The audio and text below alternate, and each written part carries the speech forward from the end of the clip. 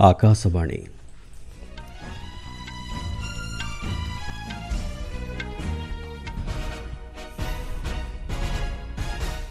संवाद पढ़ुछन्ते चंदन घोष।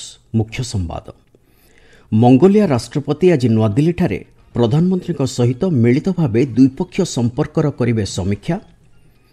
मध्यप्राच्य अंचल में शांति और स्थिरता बजाय रखा दिगरे भारतर प्रतिबद्धता दोहराइले वैदेशिक व्यापार राष्ट्रमंत्री।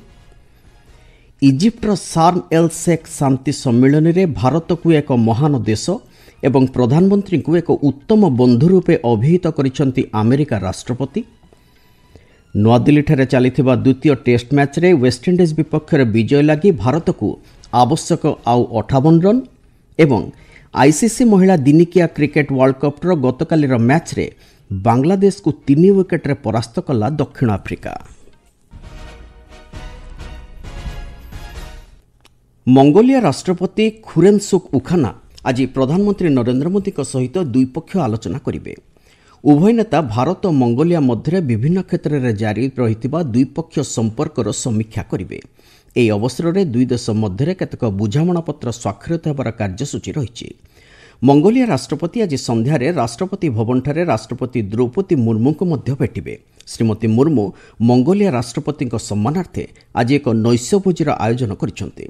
राष्ट्रपति उखना एक 4 दिनिया भारत गस्तरे आसी गतकाली नुआदिल्ली ठारे पहुंचिसेंति। केंद्र बेसामरिक विमान चलाचल राष्ट्रमंत्री मुरलीधर मोहोल विमान बंदर ठारे तांको स्वागत करथिले।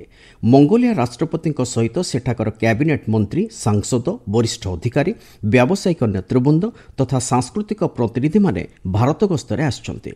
एठारे सूचना दिया जाय पारे 1955 मसीह भारत और मंगोलिया मध्य कूटनैतिक संपर्क प्रतिष्ठा करा जायतिला।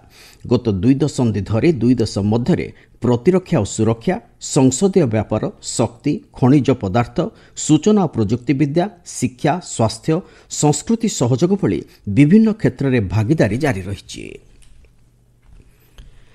गत 2 वर्ष धरी चलिथिबा इजराइल हमास युद्धर समाप्ति घोषणा अवसर में इजिप्टर शार्म एल शेख ठारे आयोजित शांति सम्मेलन में वैदेशिक व्यापार और परिवेश राष्ट्रमंत्री कीर्तिवर्धन सिंह भारत पक्षर प्रतिनिधित्व करथिले। एही सम्मेलन में युक्तराष्ट्र अमेरिका राष्ट्रपति डोनाल्ड ट्रंप एवं इजिप्टर राष्ट्रपति अब्देल फताह अल सीसी सह अध्यक्षता करिसेंति। एथिरे विश्वर विभिन्न देशर नेतृवृंद मध्य जोग दैछंति। एही अवसर में केंद्रमंत्री श्री सिंह इजिप्टर राष्ट्रपति साक्षात आलोचना करने सहित मध्यप्राच्य अंचल में शांति और स्थिरता बजाय रखा दिगरे भारतर प्रतिबद्धता संपर्क में अवगत कराइछन्ते। बैठक पर श्री सिंह कहते आलोचना माध्यम शांति प्रतिष्ठा करने दिगरे एही सम्मिलनी वैश्विक त्यागर एक प्रतिफलन। भारत और इजिप्ट मध्य विभिन्न क्षेत्र में एक सशक्त रणनैतिक भागीदारी जारी रही। संपृक्त अंचल में निरंतर शांति और सुरक्षा बजाय रखा दिगरे भारतर समर्थन जारी रहिबो बोली श्री सिंह सरकार को प्रतिबद्धता दोहराइछन्ति।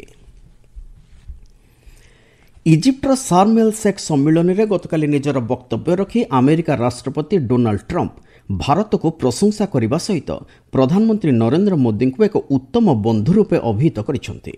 भारत को श्री ट्रंप एक महान देशर आख्या देवा सहित प्रधानमंत्री मोदी कार्यधारा को उच्च प्रशंसा करिसेंति। भारत पाकिस्तान संपर्क प्रसंग में राष्ट्रपति ट्रंप सकारात्मक मनोभाव पोषण करने सहित आगामी दिन में उभय देश मिलिमिशि एक उत्तम परिवेश जीवन यापन करेंगे बोली आशा व्यक्त करिसेंति। इजराइल हमास युद्धर परिसमाप्ति घोषणा अवसर में ऐतिहासिक शांति चुक्तिनामा स्वाक्षरित होगा पर राष्ट्रपति ट्रंप यही वक्तव्य रखिछन्ति। पूर्वर प्रधानमंत्री श्री मोदी ऐतिहासिक गाजा शांति योजनार सफलता लगी फोन जोगे राष्ट्रपति ट्रंप को अभिनंदन जणाइथिले।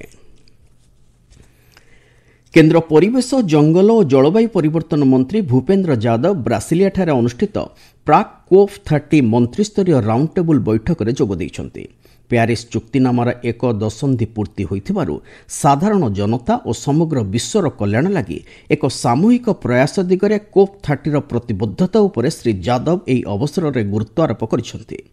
प्रधानमंत्री नरेंद्र मोदी नेतृत्व में भारत विभिन्न घरोई तथा आंतर्जातिक स्तर में ए दिगरे विविध पदक्षेप नेउछि बोली से कहिसेंति।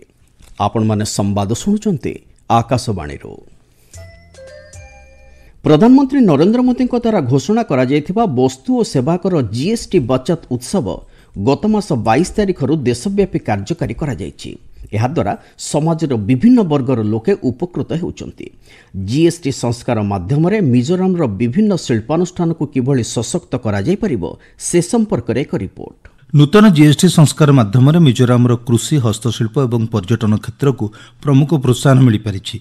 ह्रास पाई जीएसटी दर द्वारा पारंपरिक और आंचलिक उत्पादगुड़िक अधिक सुलभ मूल्य उपलब्ध हो पारिबा सह स्थानीय उत्पादन को प्रोत्साहन मिल पारुछि।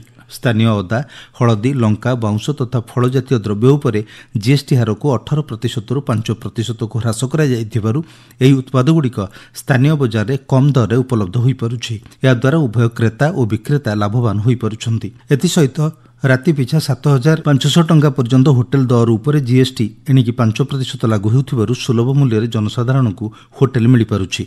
याद्वारा वाणिज्य व्यवसाय और अर्थनीति कारोबार सशक्त हो पारिछि। एही संस्कार द्वारा युववर्ग को राज्यर आतिथेयता क्षेत्र में अधिक नियुक्ति मिल पारिछि। जीएसटी दर ह्रास होगा द्वारा मिजोरामर पर्यटन क्षेत्र अधिक सशक्त होगा सहित एक समावेशी और निरंतर विकास दिगरे राज्यर अग्रगति संभव हो पारिछि।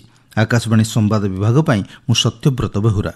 अफगानिस्तान वैदेशिक मंत्री आमिर खान मुत्ताकी कहते पाकिस्तान सहित सीमा संघर्ष समय अफगानिस्तान निजर लक्ष्य हासिल कर गतकाली नुआदिल्ली गणमाध्यम को ए संपर्क में सूचना दे से कहते पाकिस्तान आक्रमण पर ही अफगानिस्तान एक सामरिक ऑपरेशन कार्यकारी करथिला। कतार और अन्यान्य आरब देश भली अफगानिस्तान बंधु राष्ट्रगुड़िक यह युद्ध को बंद करने लगी परामर्श देते। युद्ध द्वारा कौन समस्यार समाधान हो पारिब नाही बरं आलोचना माध्यम ही यह संभव बोली श्री मुत्ताकी कहते। पूर्वर अफगानिस्तान वैदेशिक मंत्री चाबाहार बंदर उपरू बासंद उठाइबा लगी अमेरिका सहित आलोचना करने को भारत को अनुरोध करथिले। गतकाली नुआदिल्ली शिल्प प्रतिनिधि सहित कथबार्ता समय से यही प्रसंग उत्थापन करथिले। रणनैतिक दृष्टिकोण गुरुत्व बहन करुथिबा एही बंदरर सर्वाधिक सुविनियोग कराजिबा उपरे श्री मुत्ताकी एही अवसर में गुरुत्व आरोप करिसेंति। पश्चिमबंगर दुर्गापुर घरोई मेडिकल कॉलेज छात्री गणदुष्कर्म मामलें संपृक्ति अभियोग में आउ 2 जन को स्थानीय एक अदालत पुलिस हेफाजत को पठाई। निकटरे आउ 3 जन को 10 दिन लगी अदालत पुलिस हेफाजत को पठाई। पश्चिमबंग राज्यपाल डॉ सीवी आनंद बोस गतकाली दुर्गापुर हॉस्पिटल परिदर्शन कर संपृक्त पीड़िता को भेटिले। एही अघटन को हृदय विदारक भाव अभिहित करने सहित राज्यपाल डॉ बोस पीड़िता परिवारवर्ग को भेटिबा सहित तांको न्याय प्रदान दिगरे समस्त आवश्यक पदक्षेप नियाजिबो बोली प्रतिश्रुति दैछन्ते। तेबे राज्य विधानसभा विरोधी दल नेता शुभेन्दु अधिकारी एही मामलें शासक तृणमूल कांग्रेस नेतांकर संपृक्ति रहितिबा संपर्क में अभियोग करिसेंति। अन्यपक्षे ओडिशा महिला कमिशन अध्यक्षा शोभना महांती अध्यक्षतार एक 3 जणिया टीम गतकाली पीड़िता को साक्षात कर ए संपर्क में विस्तृत आलोचना करिसेंति। इतिमध्ये वामदल समेत विभिन्न राजनैतिक दलगुड़िक एही घटना पश्चिमबंग मुख्यमंत्री ममता बनर्जी को समालोचना करिसेंति। क्रिकेट नुआदिल्ली चलता द्वितीय टेस्ट मैच रे वेस्टइंडिज विपक्ष में विजय लगी भारत को हाथ में 9 विकेट बाकी थाए आ 58 रन आवश्यक रही। गतकाली चतुर्थ दिन खेल शेष सुधा भारत द्वितीय इनिंग्स रे 1 विकेट हराई 63 रन करिछि। केएल राहुल और साई सुदर्शन अपराजित अछंती। तृतीय दिन में प्रथम इनिंग्स रे वेस्टइंडिज को 248 रन रे ऑल आउट करबा परे भारत वेस्टइंडिज उपर फॉलो ऑन लागू करथिला। आईसीसी महिला दिनिकिया क्रिकेट वर्ल्ड कप्र गतकालीर मैच रे दक्षिण आफ्रिका बांग्लादेश को 3 विकेट परास्त करिछि। विशाखापट्टनम ठार अनुष्ठित मैच रे प्रथमे बैटिंग करी बांग्लादेश 232 रन करिथिला। 233 रन विजय लक्ष्य को पिछा करी दक्षिण आफ्रिका क्लोए ट्रायन्स को 69 बॉल 62 रन सहायता रे विजयी होइथिला। ट्रायन्स प्लेयर ऑफ द मैच विवेचित होइछन्ति। आज यह टूर्नामेंट रे कोलंबोर आर प्रेमदासा स्टेडियम ठारे न्यूजीलैंड और श्रीलंका मध्य मुकाबिला हेबो। एही मैच भारतीय समय अपराह्न 3 टारे आरंभ हेबो। मुख्य संवाद गुड़िक पुणी थरे। मंगोलिया राष्ट्रपति आज नुआदिल्ली ठारे प्रधानमंत्री सहित मिलित भाव द्विपक्षीय संपर्कर करिवे समीक्षा। मध्यप्राच्य अंचल में शांति और स्थिरता बजाय रखा दिगरे भारतर प्रतिबद्धता दोहराइले वैदेशिक व्यापार राष्ट्रमंत्री।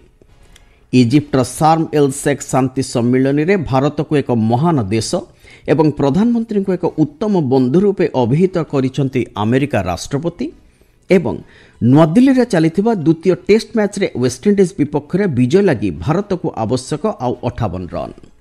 संवाद शेष होला।